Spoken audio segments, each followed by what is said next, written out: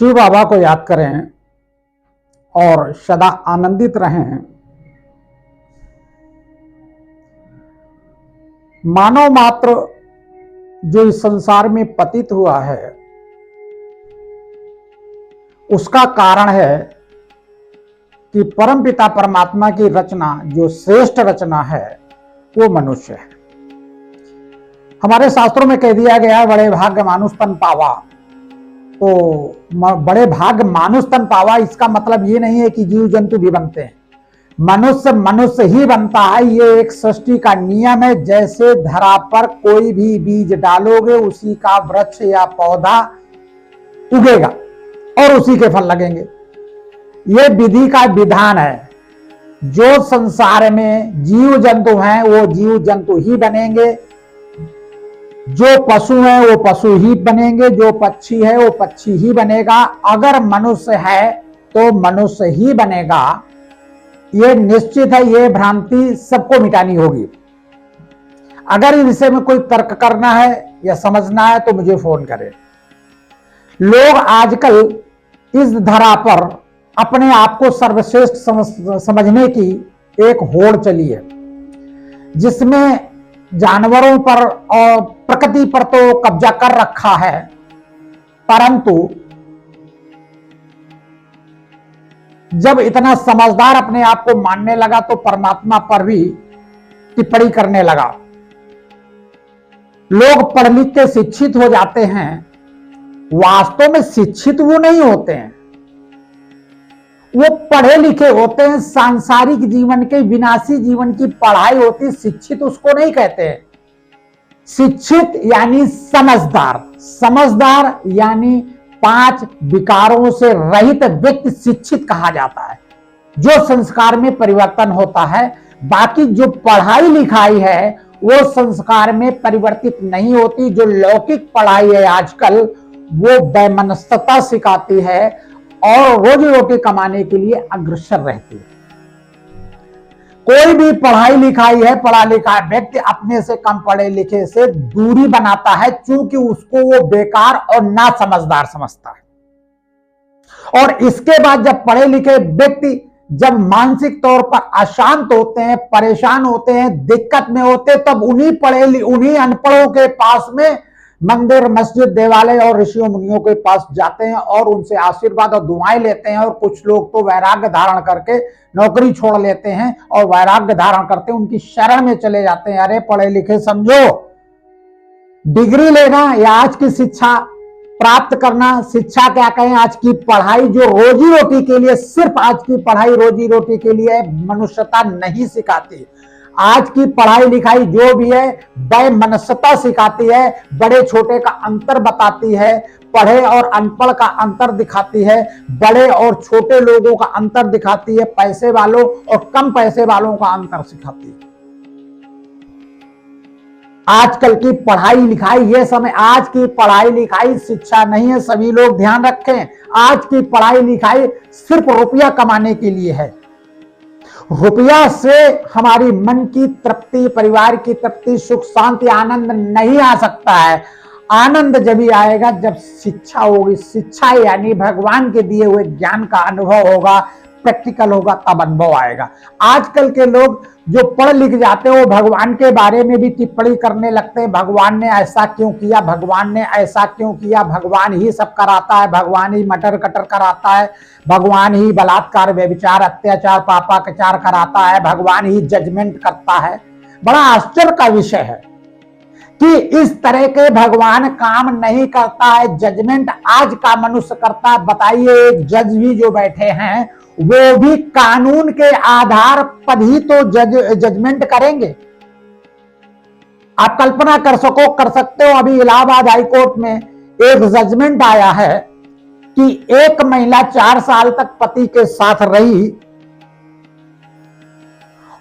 और उसके 2 बच्चे हुए। इसके बाद आपस में तालमेल बिगड़ा और पति अपने घर रहने लगी। इसी पीरियड में पति को डाउट हुआ तो बच्चों का डीएनए जांच कराई तो उसमें बच्चे उसके नहीं निकले।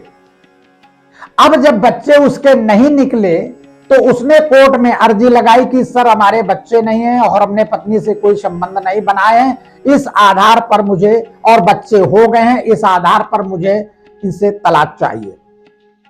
कोर्ट ने जजमेंट दिया, अदालत ने डीएनए टेस्ट कराने का कोई आदेश नहीं दिया था। वो जो डीएनए टेस्ट कराया गया वो बिना अदालत की आदेश से कराया गया, वो मान नहीं है और पत्नी को गुजारा भत्ता दिया जाए। अब आप कल्पना कर सकते हैं कोर्ट इस भारत की धरती पर सर्वश्रेष्ठ है। अब आगे जजमेंट आप लोग खुद ही समझ सकते हैं। तो ऐसी स्थिति में जो आज की लिखा पढ़ी के आधार पर है उसी के आधार पर कानून बने और जजमेंट हुआ। जजमेंट भले ही जजमेंट करने वाले के हृदय को स्वीकार ना हो, परंतु वो कानून के बंधन में बंधा हुआ है और उसको उसी हिसाब से जजमेंट करना पड़ेगा। उसमें दिल के आधार पर और आत्मा के निर्णय के आधार पर जजमेंट नहीं कर सकता। तो आज की पढ़ाई लिखाई इस तरह के, मैं किसी भी कानून पर उंगली नहीं उठाता, ना उस पर हम ज्यादा कुछ कहना चाहते, सिर्फ इतना कहना चाहते हैं कि हर आदमी उस चीज को समझे कि आज की पढ़ाई लिखाई हर चीज कहीं ना कहीं कानून और व्यवहार में बंधी हुई है। लेकिन आज की शिक्षा सिर्फ किताबी शिक्षा है, पैसे को कमाने की शिक्षा है और नौकरी को बचाने की शिक्षा है, परंतु ये जो जीवन जीने की शिक्षा है वो आजकल की पढ़ाई में बिल्कुल भी रत्ती भर भी नहीं है। इसलिए व्यक्ति जो भले पढ़े लिखे आईएएस, पीसीएस, जज या इंजीनियर या जो भी हैं या जो अंगूठा टेक हैं, उनको गलत मत समझें, उनको नीचा मत समझें, उनको छोटा मत समझें। हम बहुत लोग देखते हैं बड़े बड़े अधिकारी रिटायरमेंट होते हैं और इसके बाद लोग उनसे बात नहीं करते, क्योंकि जब वो अधिकारी पद पर रहे तो समाज को धिक्कारा है, समाज की सुनी नहीं है, याचक सामने गया है, उसने उसके पद का पावर का प्रयोग करने के लिए कहा है, उन्होंने नहीं किया है, और इसके बाद जब रिटायर हो गए तब उनको समाज का साथ चाहिए, तब वो अकेले टहला करते हैं, उनसे कोई बोलता नहीं, फिर क्या कहते हैं यही सीएमओ था, यही फलाना अधिकारी था। अरे यहां तक कि जिस विभाग में वो उच्च अधिकारी थे उसी के विभाग के निम्न कर्मचारी उनसे बात या नमस्ते नहीं करते, बगल से निकल जाते हैं और मन में अपशब्द कहते हैं कि यही था, इसके पास गए थे तो इसने साइन नहीं किए थे एप्लीकेशन में। ये आजकल की पढ़ाई है। जब बुढ़ापा आता है तो समाज को लोग ढूंढते हैं, रिलैक्स ढूंढते हैं कि हमसे कोई बोले, कोई बताए, और फिर उनसे उनके घर वाले भी नहीं बोलते हैं। और जब घर वाले भी नहीं बोलते तब इनको समाज में जरूरत होती कोई हमें नमस्ते करे, फिर क्या कहते हैं कि आदमी रिटायर हो जाता तो लोग कुत्ता समझते हैं। अरे कुत्ते वाला काम किए हैं ना, अधिकारी जब रहे हैं तो समाज का कभी सेवा नहीं किए, काम नहीं किए, उसको परेशान किया है और हमेशा टालने की कोशिश की। आप सीएमओ हैं, आप सीट पर बैठे हैं, याचक वहां परेशान है, अटेंडेंस उसका परेशान है और तुम उसको काम नहीं करा रहे हो, उसको भर्ती करने में 4-4 घंटे लगा रहे हो, 6-6 घंटे लगा रहे हो। पेशेंट मर गया तो तुमको क्या भूल जाएगा, बदुआ देकर आएगा, और फिर अकेले घुट के मरते हो। बच्चे चले जाते हैं बाहर, कलकत्ता, बम्बई और बंगलौर और अमेरिका, तब अकेले मर जाते हैं। आज इतनी गर्मी में हमने देखा कई बुजुर्ग ऐसे जो बहुत संपन्न बड़े बड़े पैसे वाले हैं और घर में मर के सड़ गए। 6-6 दिन बाद पड़ोसी ने बताया बदबू आ रही और माँ बाप सड़ गए हैं उनके, क्योंकि तुमने बच्चों को देखा, समाज को नहीं देखा है, शिक्षा को नहीं देखा, पढ़ाई को देखा। एक सूत्री कार्यक्रम में बच्चे शादी हो गई, नौकरी मिल गई, वो चले गए, मरो और सड़ो। तो कभी भी सामाजिक शिक्षा से आप लोग दूर ना रहें और खुद को इतना शिक्षित मत माने कि भगवान के विधि के विधान पर आप उंगली उठाना शुरू कर दें। आज बहुत गर्मी है, भगवान कुछ सोच नहीं रहा है और बदमाश सुखी है और जो आदमी समझदार है, सीधा है, वो दुखी है।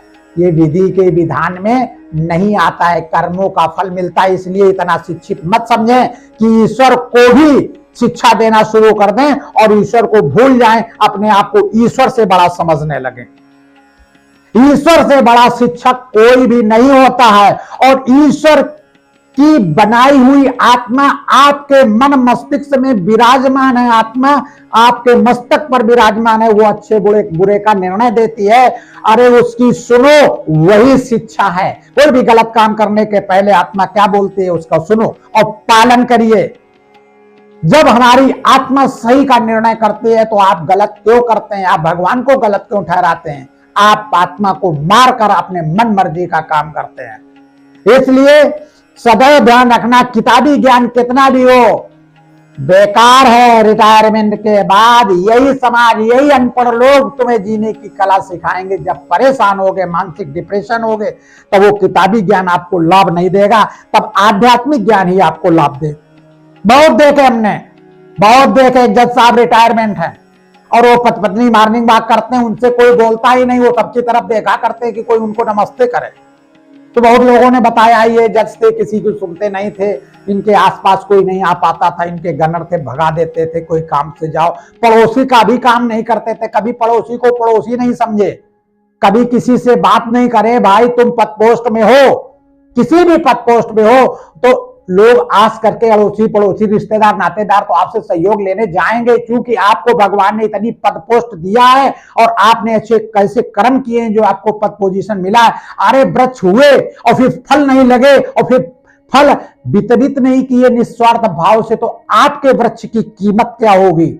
आजकल के शिक्षित लोग जो अपने आप को बहुत शिक्षावान समझते हैं, समझ लें, अब जो भी वीडियो हम बनाएंगे दिल की बात कहेंगे, भले ही हमारे साथ कुछ भी कोई व्यवहार करे। इसलिए खुद को इतना शिक्षित मत समझो जो ईश्वर को ही भूल जाओ और ईश्वर को ही शिक्षा देना शुरू कर दो।